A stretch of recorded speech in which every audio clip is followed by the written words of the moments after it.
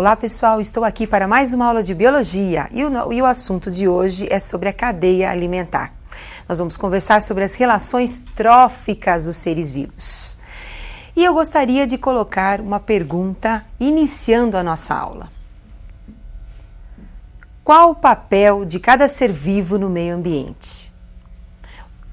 Observem agora algumas imagens mostrando o papel de um ser vivo como um molusco. Então nós estamos vendo a concha de um molusco servindo de abrigo para o paguro. Olha as patinhas do paguro aparecendo aí na figura. Temos aí tronco de uma árvore servindo de abrigo para o pica-pau e os seus filhotes. Temos aí o cavalo ingerindo as gramíneas. A zebra também ingerindo as gramíneas. E o leão acabando uma refeição. Percebam, dentro dessas relações que nós mostramos para vocês, nós temos o leão, um grande predador. O papel dele na natureza está relacionado à predação, à caça, à busca do alimento. Nós temos, no caso da zebra, um herbívoro, aquele animal que se alimenta dos vegetais. Nós temos simplesmente o tronco de uma árvore servindo de abrigo para alguns animais. Então é assim que os seres vivos se relacionam, dando abrigo um para o outro, servindo de alimento. E essas relações serão estudadas dentro da ecologia. Porém, hoje nós vamos estudar apenas as relações alimentares dos seres vivos. E dentro dessas relações alimentares, nós temos a base dessas relações, que são os produtores, os vegetais. Então, os vegetais são aqueles que produzem o seu próprio alimento, são os autótrofos. Acompanhem comigo algumas imagens de produtores. Então, nós temos aí a imagem de uma floresta, onde vocês estão observando as árvores, grandes produtores desse meio ambiente. Temos aí também a presença das gramíneas e as algas, mostrando ou cobrindo uma parte de rochas. Acabamos de observar alguns dos produtores que nós encontramos aí dentro do nosso ecossistema. Agora nós vamos conversar sobre os outros participantes de uma cadeia alimentar. Então observem agora como é que nós formamos uma cadeia alimentar. Então nós temos o sol é a fonte energética para os produtores, são as plantas. Elas realizam a fotossíntese, produzindo o seu próprio alimento, liberando oxigênio, e para ocorrer a fotossíntese é necessária a presença do gás carbônico. Essa planta, esse produtor, vai servir de comida para um outro animal. O nosso exemplo aí é o veado, como vocês estão observando. Esse animal, considerado consumidor primário, consumidor porque ele vai ingerir o produtor. Então, por isso também é considerado primário. E também temos aí a presença do leão. O leão vai ingerir o veado, consumidor secundário, por estar ingerindo o veado. Tanto o veado como o leão vão servir de alimento para os decompositores, que são as bactérias e os fungos. E o veado e o leão agora passarão a ser os nutrientes após a decomposição pelas bactérias e pelos fungos para os produtores, fechando então o ciclo da matéria na cadeia alimentar, no ecossistema. Observaram? Então nós temos o produtor, quem ingere o produtor é o consumidor primário, e quem ingere o consumidor primário é o consumidor secundário, e todos os outros seres vivos, tanto os produtores como os consumidores, servem de alimento aos decompositores. E são os decompositores que realizam a reciclagem da matéria orgânica. Então, eles decompõem os cadáveres desses animais ou partes desses animais e dos vegetais e transformam todas essas substâncias em nutrientes que serão aproveitados novamente aí pelos vegetais. Agora, eu gostaria que vocês observassem que nós temos vários tipos de cadeias alimentares. E são essas cadeias alimentares que nós vamos mostrar agora para vocês. Então, observem a cadeia de parasitas. Temos então aí a cadeia de parasitas: produtor, correspondendo ao primeiro nível trófico, consumidor primário, segundo nível trófico, e o consumidor secundário, terceiro nível trófico. No exemplo da cadeia de parasitas, então nós temos aí uma árvore representando o produtor. Em particular, nós temos o pulgão, consumidor primário, se alimentando do produtor, aí no caso, sugando a seiva da árvore, buscando o seu alimento, através do parasitismo. E o protozoário, consumidor secundário dessa cadeia, que vive no intestino do pulgão e se alimenta dos seus nutrientes. Então, protozoário, parasita do pulgão, consumidor secundário. Pulgão, consumidor primário e a árvore, o produtor. Observaram? Então, tanto o protozoário como o pulgão são considerados parasitas. Estão retirando os nutrientes de um outro ser vivo. Mas nem sempre o consumidor é parasita. O consumidor também pode ser um predador, como a cadeia que nós vamos mostrar agora. Cadeia de predadores. Então, nós temos aí o produtor, consumidor primário e o consumidor secundário. Vamos para o nosso exemplo. Nós temos aí a cadeia de predadores. Nós temos o fundo de uma lagoa. Produtor, a planta aquática.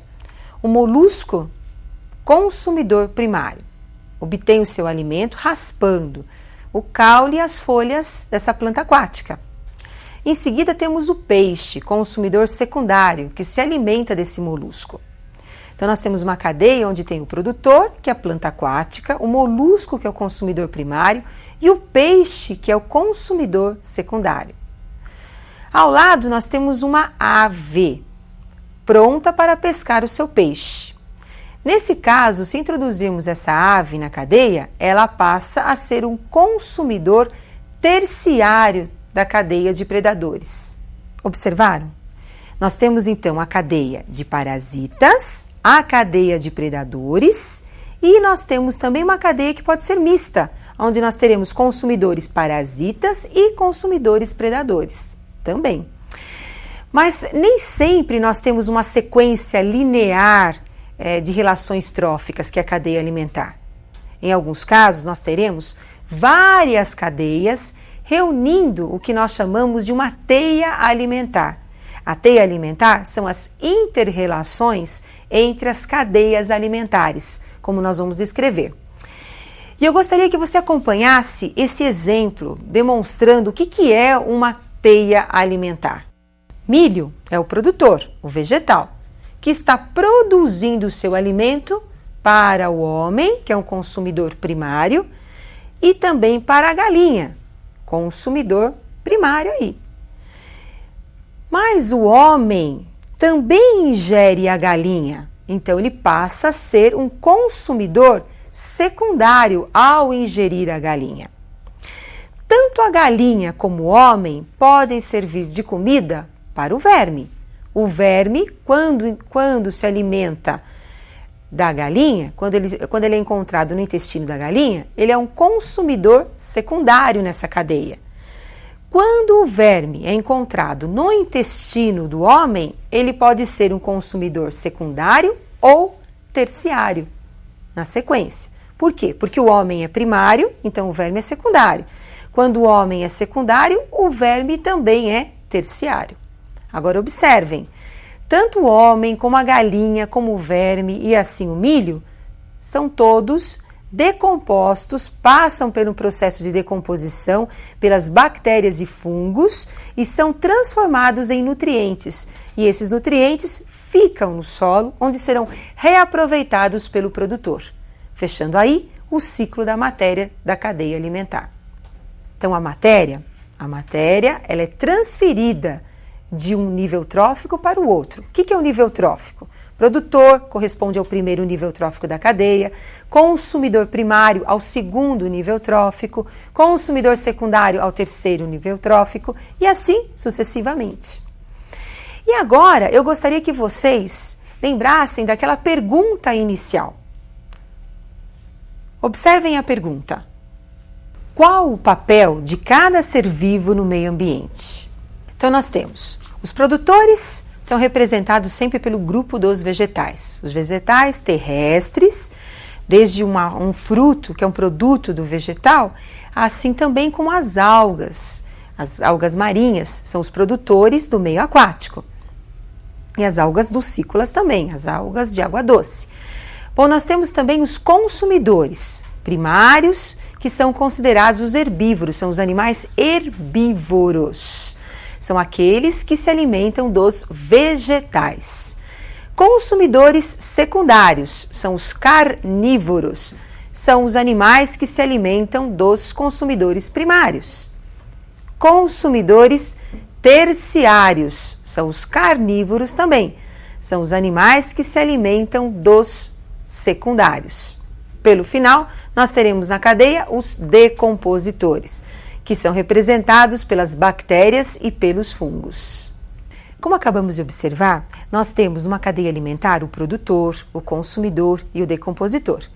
Em muitos casos, nós temos o homem como sendo um herbívoro, se alimentando dos vegetais, mas podemos ter também o homem como carnívoro, se alimentando de um outro animal, aquele bife delicioso. Mas, como o homem ele ocupa 2 níveis tróficos, se alimentando do produtor, assim como também do consumidor, no caso de um outro animal, então ele vai receber uma outra denominação. Ele é classificado, ele é chamado de onívoro, se alimenta de tudo, se alimenta tanto do produtor como também de outro consumidor. Agora, nós temos também, não só o homem, mas outros animais que também têm essa mesma posição dentro da cadeia alimentar. Assim como as minhocas são classificadas também como detritívoras, que são aqueles animais que se alimentam dos detritos de uma cadeia alimentar. Vão buscar esse detrito aonde? No solo, nos restos dos animais e dos vegetais em decomposição. E assim nós finalizamos essa nossa aula falando sobre o papel de cada ser vivo em uma cadeia alimentar. E eu aguardo você para a nossa próxima aula de biologia. Até lá!